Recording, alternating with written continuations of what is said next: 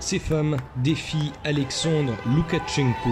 Dans les rues de Minsk, elles disent vouloir ouvrir la voie vers le changement en Biélorussie.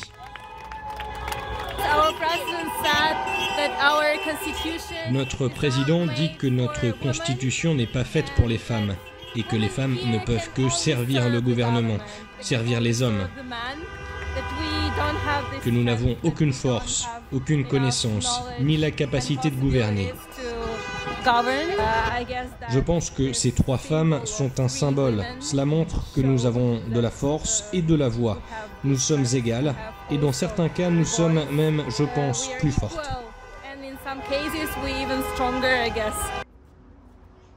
Rarement en Biélorussie, une élection avait autant divisé.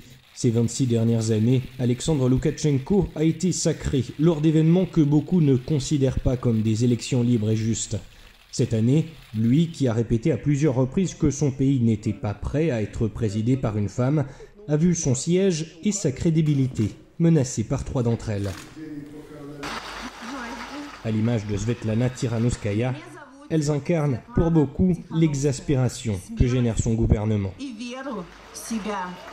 Maria Kolesnikova est l'une d'entre elles. C'est la dernière des trois figures féminines de la campagne à se trouver encore dans le pays. Les autres ont fui pour des questions de sécurité.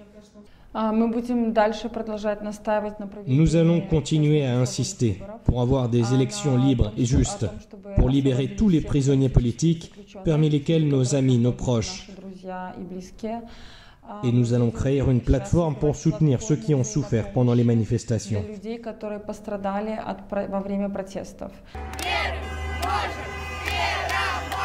Un rapport d'Amnesty International affirme que les autorités biélorusses s'en sont prises aux femmes spécifiquement en raison de leur genre. L'ONG parle de misogynie promue par l'État. Des activistes disent avoir reçu des menaces de viol ou bien concernant la garde de leurs enfants. Mais pour Maria Kolesnikova, le vent est en train de tourner.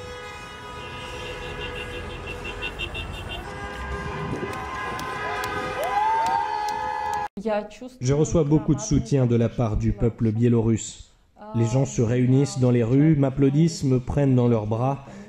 Et je sais qu'au fond, ensemble, nous pouvons changer la Biélorussie pour le mieux.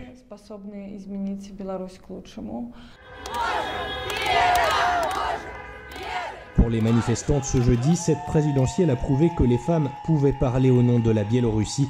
Et après 26 ans de silence forcé, elles se disent déterminées à prendre la parole.